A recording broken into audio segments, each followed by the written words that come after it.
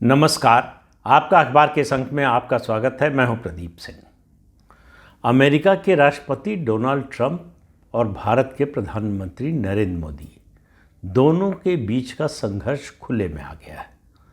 Howdy Modi और my great friend Modi का समय चला गया है।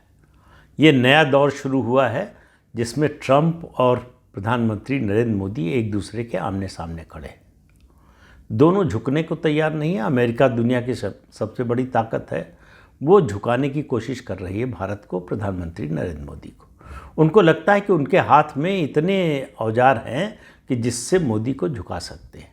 लेकिन जैसे जैसे एक एक दिन बीत रहा है, ट्रंप की फ्रस्ट्रेशन बढ़ती जा रही है। उसके कई कारण हैं, एक कारण नहीं है। पहला सबसे बड़ा कारण है कि ट्रंप को ये उम्मीद थी, जो उन्होंने अपने चुनाव प्रचार के दौरान कहा कि राष्ट्रपति बनने के 24 घंटे के अंदर रूस यूक्रेन युद्ध बंद करा दूंगा।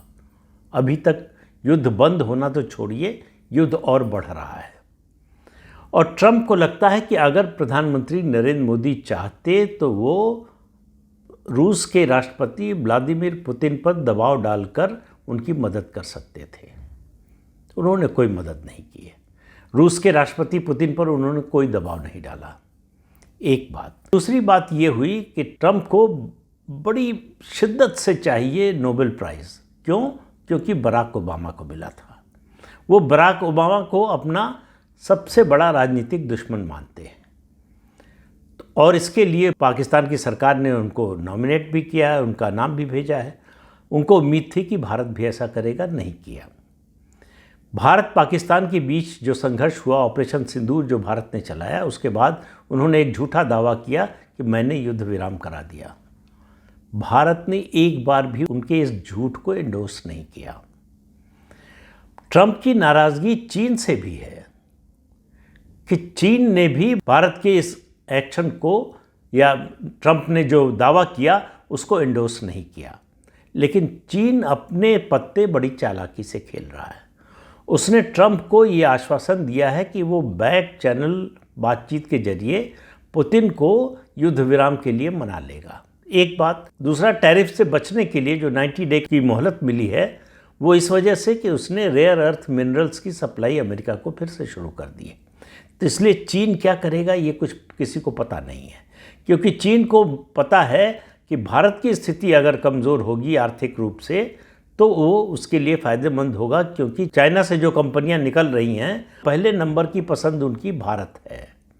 तो भारत में अगर आर्थिक माहौल बिगड़ा तो ऐसा नहीं होगा जिससे सीधे चीन को फ़ायदा होगा। ट्रंप की दूसरी नाराज़गी का कारण यह है कि इतने दबाव के बावजूद प्रधानमंत्री नरेंद्र मोदी अमेरिका के एग्रीकल्चर प्रोडक्ट्स के लिए मार्केट अपना नहीं खोल रहे हैं। इतना नहीं, दो घटनाएं और हो गई। पार्लियामेंट का सेशन हुआ भारत में, उसमें ऑपरेशन सिंदूर पर चर्चा हुई और प्रधानमंत्री नरेंद्र मोदी ने स्पष्ट घोषणा कर दी, पूरी दुनिया को कह दिया कि दुनिया के किसी राष्ट्राध्यक्ष ने मुझसे ये युद्ध रोकने के लिए या सुलह समझौते के लिए फ़ोन नहीं किया था। पूरी टाइमलाइन दे दी गई। कह दिया गया कि 22 अप्रैल के बाद से 17 जून तक, जब कनाडा से जाकर ट्रंप ने फ़ोन किया था मोदी को, उस बीच में कोई बातचीत नहीं हुई। यानी 9-10 मई की रात में या सुबह ट्रंप से प्रधानमंत्री नरेंद्र मोदी की कोई बातचीत नहीं हुई।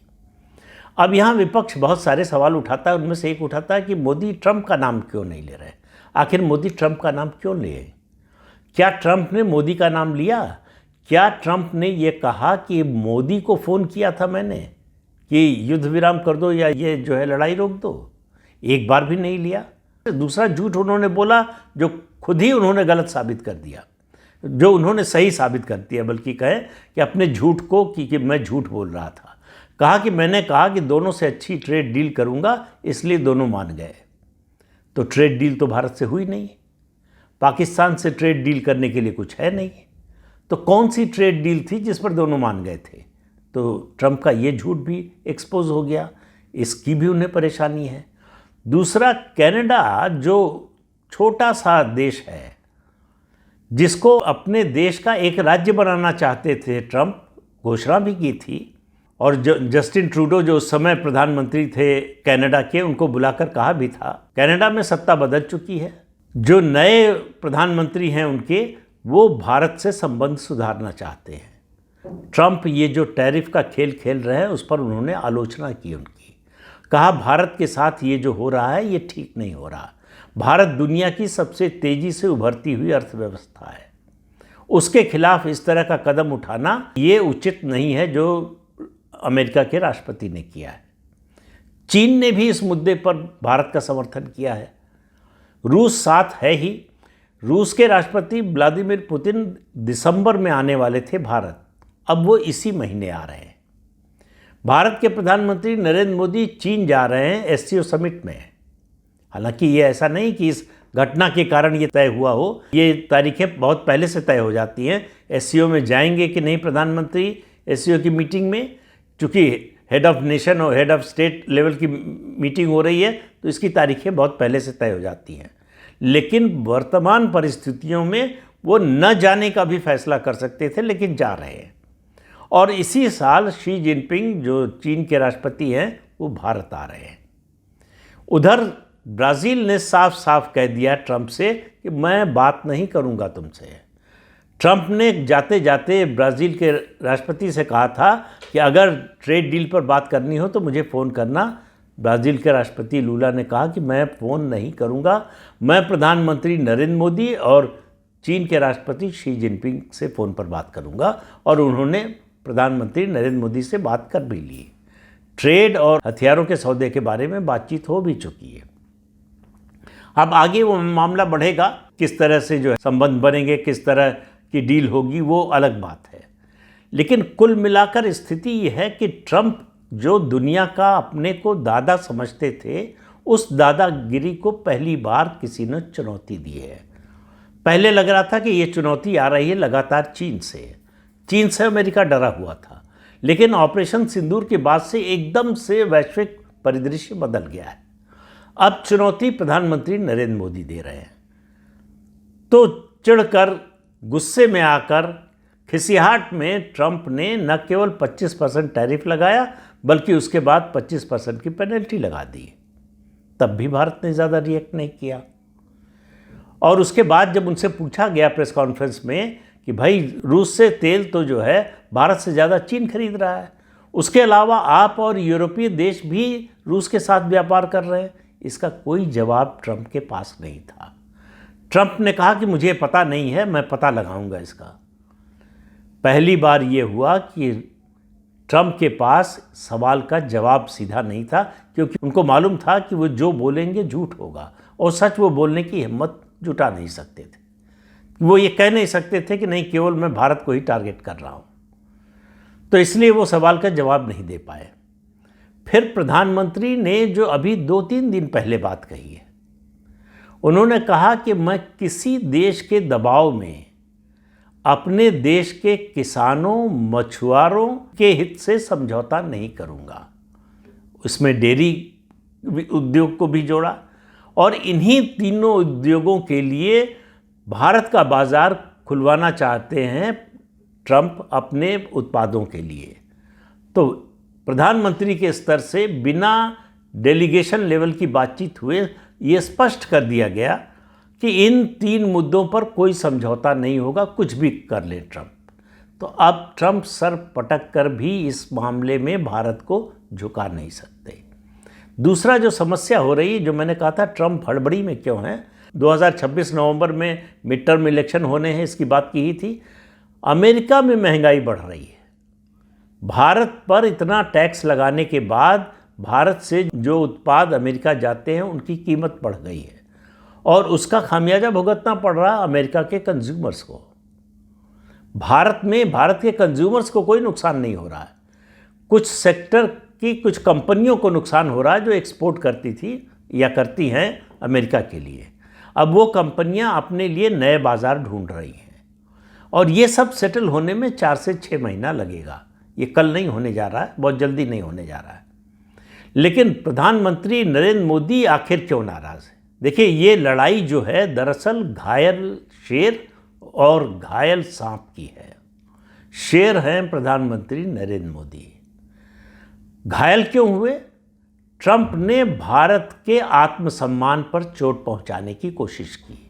ये झूठ बोला कि ऑपरेशन सिंदूर उन्होंने रुकवाया, और ये झूठ वो लगातार बोलते रहे, और उसके ऊपर नमक छिड़कने का काम घाव पर ये किया कि कहा कि मैंने कहा कि बहुत अच्छी डील कराऊंगा। तीसरा काम किया उन्होंने, काम नहीं किया बल्कि मैं कहता हूं कि अपने राजनीतिक जीवन की सबसे बड़ी भूल की कि भारत और पाकिस्तान को बराबरी पर रखा। पाकिस्तान के फील्ड मार्शल को बुलाकर लंच दिया और उसके बाद दोनों देशों को महान बताया। अब पाकिस्तान को महान बताने वाले दुनिया में सिर्फ एक ही नेता है, वो है डोनाल्ड ट्रंप। एक आतंकवादी देश जिसके बारे में डोनाल्ड ट्रंप खुद ही कहते थे अपने इलेक्शन कैंपेन के दौरान कि आखिर अमेरिका की सरकार पाकिस्तान को इतना पैसा क्यों देती है, वो आतंकवाद को बढ़ावा देता है, उससे हमको क्या मिलता है। वही ट्रंप अब पाकिस्तान को और पैसा देने को तैयार हैं जिससे वो भारत को परेशान कर सके। तो भारत की इकॉनमी को रोकने की कोशिश, भारत के आत्मसम्मान को ठेस पहुंचाने की कोशिश और प्रधानमंत्री को अस्थिर करने की कोशिश, ये सब एक साथ हो रहा है। ऐसा नहीं कि अमेरिका ने ये पहली बार किया है। प्रधानमंत्री नरेंद्र मोदी की सरकार को अस्थिर करने की कोशिश पहली बार शुरू हुई तथाकथित किसान आंदोलन के जरिए। अमेरिका से और तमाम देशों से पैसा आया, उसमें असफल हो गए। दूसरी कोशिश हुई सीएए के नाम पर आंदोलन के जरिए, उसमें भी असफल हो गए। अब तीसरी कोशिश हो रही है, ये जो मुद्दा उठा रहे हैं राहुल गांधी एसआईआर का, बिहार में हो रही है और दूसरे प्रदेशों में होने वाला है, उसके जरिए देश में हिंसा का माहौल तैयार करने की, सड़क पर लोग उतरे और हिंसा हो, इसकी तैयारी हो रही है। अमेरिका और ट्रंप की कोशिश है कि जो वो बाइडेन के एडमिनिस्ट्रेशन में ही कर पाए बांग्लादेश के साथ, वो भारत में हो। आप प्रधानमंत्री नरेंद्र मोदी का वाक्य उस पर ध्यान दीजिए, उनकी बात पर। उन्होंने कहा कि मैं किसी भी हालत में अपने किसानों, अपने मछुआरों और अपने डेयरी उद्योग के लोगों के हितों से समझौता नहीं करूंगा। मुझे मालूम है कि मुझे इसकी व्यक्तिगत कीमत चुकानी पड़ सकती है। तो उनका इशारा किस ओर था? व्यक्तिगत कीमत का मतलब है कि देश में अराजकता और अशांति होगी तो उनकी अलोकप्रियता बढ़ेगी। ये दूसरा, इस बात का भी कहीं न कहीं उनके मन में है कि अमेरिका तमाम देशों में करा चुका है, जो राष्ट्राध्यक्ष है, शासनाध्यक्ष है, उनकी हत्या, उसकी भी कोशिश, उस हद तक भी ट्रंप जा सकते हैं। अमेरिका का डीप स्टेट जा सकता है, वो पहले जा भी चुका है। अब ये कहा जाता है कि इंदिरा गांधी और राजीव गांधी दोनों की हत्या में अमेरिकी एजेंसियों का डीप स्टेट का हाथ था। इसकी पूरी सच्चाई कभी सामने आएगी। हालांकि जो देश अपने ही देश के राष्ट्रपति की हत्या करवा सकता हो, कैनेडी की हत्या जो है अमेरिका के डीप स्टेट और सीआईए ने की। अब वो जो क्लासिफाइड डॉक्यूमेंट्स थे बाहर आ गए हैं, उनसे पता चलता है। तो इसलिए ये लड़ाई रुकने वाली नहीं है, क्योंकि ट्रंप के हाथ कोई सफलता लग नहीं रही है और प्रधानमंत्री नरेंद्र मोदी छोटे से छोटे बिंदु पर भी झुकने को तैयार नहीं है। बल्कि हो ये रहा है कि उसके कारण भारत का रिजॉल्व जो है, भारत की जो इच्छा शक्ति है, वो भी बढ़ती जा रही है कि मेक इन इंडिया को और ताकतवर बनाना और सफल बनाना है। हमको अपने उत्पादों की जो गुणवत्ता है उसको और ज़्यादा सुधारना है ताकि हम इंटरनेशनल मार्केट में कॉम्पिटिटिव हो सकें। तो भारत के समाज की जो शक्ति है उसको प्रधानमंत्री नरेंद्र मोदी जगा रहे हैं कि राष्ट्र की ज़रूरत है आपको, राष्ट्र की सुरक्षा के लिए, राष्ट्र की प्रगति के लिए, राष्ट्र की उन्नति के लिए, राष्ट्र की समृद्धि के लिए आप तैयार रहिए। हो सकता है थोड़े समय तक झटका लगे, नुकसान भी हो, लेकिन लंबे समय में भारत का इस सारे झगड़े से कोई नुकसान नहीं होने वाला है। अल्टीमेटली नुकसान सबसे ज़्यादा अगर किसी का होगा तो वो अमेरिका का ही होगा। रूस जिस तरह से हमारे साथ है, लगातार है और दशकों से है, वो अमेरिका की परेशानी का और ट्रंप की परेशानी का एक और बड़ा कारण है। और इस बात की मैंने अपने पहले 2 वीडियो में कहा था, फिर कह रहा हूँ, 2 बातों की संभावना लगातार बढ़ रही है ट्रंप जो कर रहे हैं। एक RIC, उसके रिवाइव होने की। RIC मतलब रूस, इंडिया, चाइना, ये जो एक्सिस बनेगी, इसका मुकाबला करना डोनाल्ड ट्रंप और अमेरिका के लिए बहुत कठिन होगा। दूसरा, जो अभी बहुत इनिशियल स्टेज पर है, कोई औपचारिक फैसला इस बारे में नहीं हुआ है, डी डॉलराइजेशन का, कि डॉलर की जो हेजेमनी है वर्ल्ड ट्रेड में, दुनिया की अर्थव्यवस्था में, उसको तोड़ने की कोशिश की जाए। यानी ब्रिक्स के जो देश हैं उनका एक तो दायरा बढ़ाया जाए, जो प्रधानमंत्री नरेंद्र मोदी लगातार कर रहे हैं, और ब्रिक्स के सदस्य देश आपस में अपनी करेंसी में व्यापार करें, डॉलर पर निर्भरता कम हो। ये बात सबसे ज़्यादा हर्ट कर रही है डोनाल्ड ट्रंप को, क्योंकि उनको मालूम है कि जब तक डॉलर की हेजेमनी है तब तक अमेरिका की हेजेमनी है। जैसे ही ये टूटेगा अमेरिका धड़ाम से गिरेगा। इसका इंतज़ार वैसे चीन को भी है, लेकिन उसके अपने कारण हैं, इसलिए वो भारत के साथ नहीं आएगा। लेकिन अगर अमेरिका और डॉलर को कमज़ोर करने की कोशिश में भारत कोई कोशिश करता है या और देशों को साथ लेकर कोशिश करता है, तो चीन दूर से उसमें सहायता करेगा, सीधे नहीं कूदेगा। तो प्रधानमंत्री नरेंद्र मोदी ने साफ साफ कर दिया है कि ये लड़ाई हमारी है, ये हमारे देश की अस्मिता की लड़ाई है, और इस पर हम देश की अस्मिता से और हम संप्रभुता से कोई समझौता नहीं करेंगे, चाहे ट्रंप हो, चाहे दुनिया की और कोई ताकत हो। तो भारत झुकने वाला नहीं है। ट्रंप ने जो है, उनका फ्रस्ट्रेशन जिस तरह से बढ़ रहा है, उनसे सवाल पूछा गया कि क्या आप और टैरिफ बढ़ाना चाहते हैं, तो उन्होंने कहा अभी तो 8 ही घंटे हुए हैं, ये कल की बात है, अभी आगे आगे देखिए होता है क्या। फिर उन्होंने घोषणा की, अगले दिन उन्होंने कहा कि जो है अब कोई किसी ट्रेड डील की बातचीत भारत से नहीं होगी जब तक ये मामला नहीं सुलझता। ये मामला कौन सा मामला, स्पष्ट नहीं किया। ये मामला जब वो कह रहे हैं तो उसका सीधा सा मतलब है कि भारत अपने बाज़ार अमेरिकी एग्री प्रोडक्ट्स के लिए खोले, वो होने वाला नहीं है। ट्रंप को इसमें असफलता ही हाथ लगने वाली है। और अभी ये जो बैठकें हो रही हैं, अभी आपने सुना होगा 2 दिन पहले हमारे राष्ट्रीय सुरक्षा सलाहकार मॉस्को गए थे, वहाँ उनकी रूस के राष्ट्रपति पुतिन से सीधी मुलाकात हुई, लंबी बात हुई है। अब प्रधानमंत्री चीन जा रहे हैं, रूस के राष्ट्रपति यहाँ आ रहे हैं, फिर चीन के राष्ट्रपति भारत आ रहे हैं। तो ये जो डेवलपमेंट हो रहे हैं, पूरी दुनिया की नज़र इस पर है। यूरोपियन यूनियन भी चुपचाप देख रही है, स्पष्ट रूप से किसी पक्ष में खड़ी नहीं हो रही है। हमारा ग्रेट ब्रिटेन के साथ जो FTA हुआ है, फ्री ट्रेड एग्रीमेंट, उसकी वजह से और परेशानी है।